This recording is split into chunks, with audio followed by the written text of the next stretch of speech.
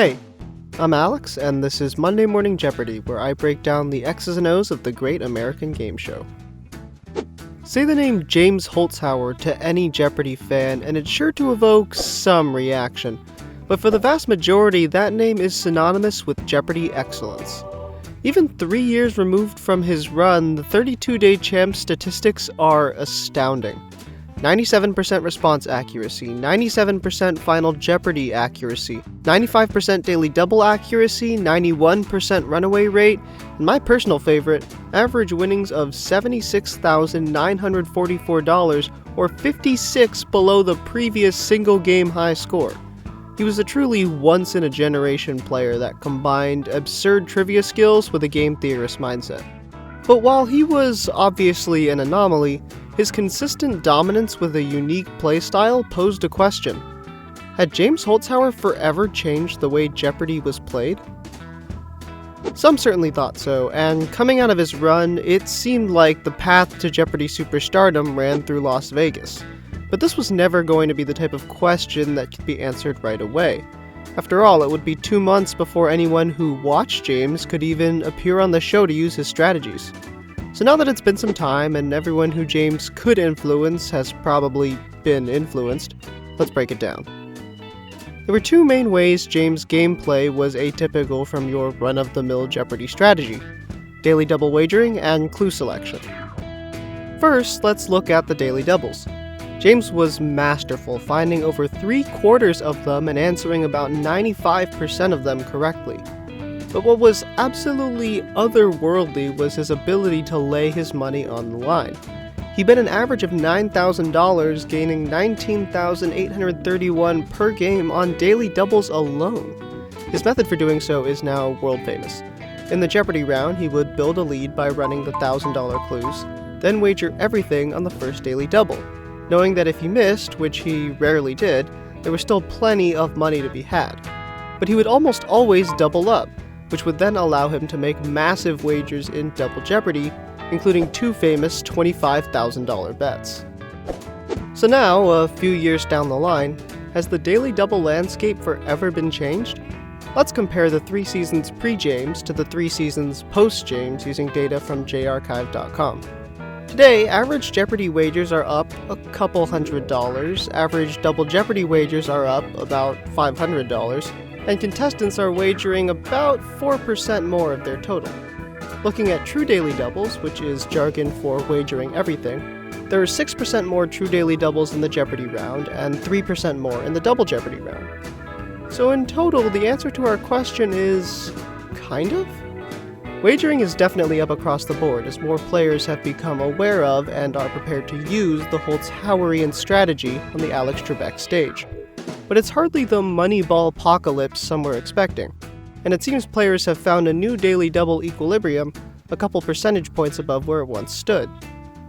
Next, let's take a look at clue selection. Throughout Jeopardy's history, the most popular strategy for selecting clues has been to pick a category, run it top down, and repeat.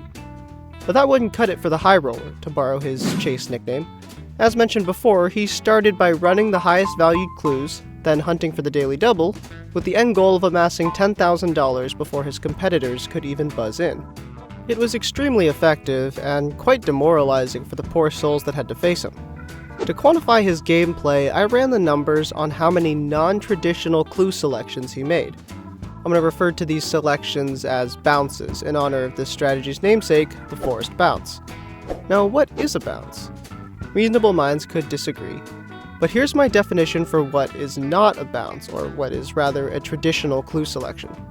Picking the next highest valued clue in the same category, or in other words, moving down 1 on the board. If you can't move down 1, selecting the lowest valued clue for any category, or for someone new who took control of the board, selecting the lowest valued clue in any category regardless of if you can move down 1 or not. Since, if you're taking control of the board, it's pretty typical to start on a new category if you don't like the one you're currently on.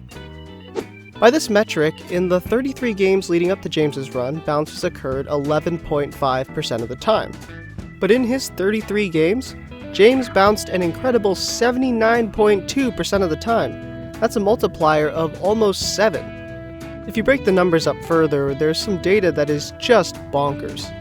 Before the Daily Double in the Jeopardy round was found, 98.3% of his clue selections were bounces, which makes sense, but come on, 98%? Actually, more fascinating to me was that even after all the Daily Doubles were found, which is when the hunting typically stops, he still bounced 71.5% of the time. Again, this checks out, given that he usually chose to work bottom up instead of top down, but it's still remarkable to read out loud. Overall, it's more bouncing than a kangaroo on a pogo stick. So how does this strategy hold up today? Well, let's look at the most recent full season of Jeopardy, season 38.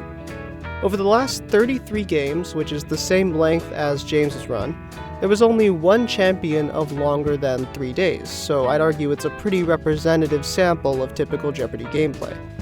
During that month and a half or so, contestants chose to bounce 15.8% of the time, or mostly back to pre-James levels. In fact, the only phase of the game with a bounce rate more than 20% was before the first Daily Double was found in the Double Jeopardy round, when everyone already has some money and starts hunting for the pew, pew, pew, pew, pew, pew. Here's the overall comparison. As with Daily Double wagering, everything's up, but it hasn't gotten out of bed yet. Which raises the question, why isn't everyone playing like James? If there's anything all this Jeopardy data tells us, it's that, by and large, the game is still played as it has always been played. Well, for starters, there are good reasons to follow conventional wisdom. For Daily Doubles, wagering a small amount often gives you a better shot at staying in the game and in the running for Final Jeopardy, as shown by this very scientific chart. And at least in Final, you have far longer to answer the question, even if you're statistically less likely to get it right. Plus, you try betting $10,000 on national television. As for the clue selection, forced bouncing may be helpful for finding Daily Doubles and surprising your opponents, but going top-down has its benefits too. As 2022 one-day champ Carrie Cadwallader's Quora post points out, easier clues get your brain into the category, so it makes the harder ones down the board a bit easier, especially if there's a wordplay or multiple choice related theme.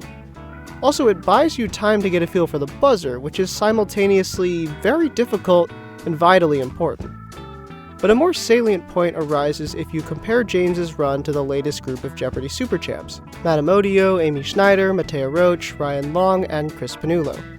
Each of them dominated on the Alex Trebek stage, but each of them did it slightly differently. Matt and Chris played Holzhauerian styles, earning north of $7,500 per game on Daily Doubles and bouncing at similar, or in Matt's case, higher levels. Amy played about as you would expect a champion to play, bouncing a normal amount but making larger wagers. Matea famously played very conservatively, sometimes to her own chagrin, earning about the norm on Daily Doubles but bouncing only 5% of the time. And Ryan took a bit from everyone, earning next to nothing on Daily Doubles but keeping a bounce rate north of 40%. The moral of the story is that the reason most people don't play like James is because they don't need to play like James. To hammer this point home, though he played in a different era, Ken Jennings had a bounce rate of 2.1%. At the end of the day, there's no substitute for what all of these super champs had in common: getting questions right and maintaining control of the board. And to accomplish those, you need the same tools you've always needed to succeed on Jeopardy: vast amounts of trivia knowledge, incredible buzzer timing, and a little bit of luck. So, did James Holzhauer forever change the way Jeopardy is played? Not really. But it's hard to overstate his impact on the quizzing world. His dominance catapulted Jeopardy back into the news cycle, leading to the creation of the Greatest of All Time tournament and possibly ABC's reboot of The Chase. And for 2 glorious months in 2019, he successfully defended his crown 31 times, not because of his unusual strategy or his flashy wagering, but because he really knew his shit. Thanks for watching this installment of Monday Morning Jeopardy. Don't forget to like and subscribe for more breakdowns.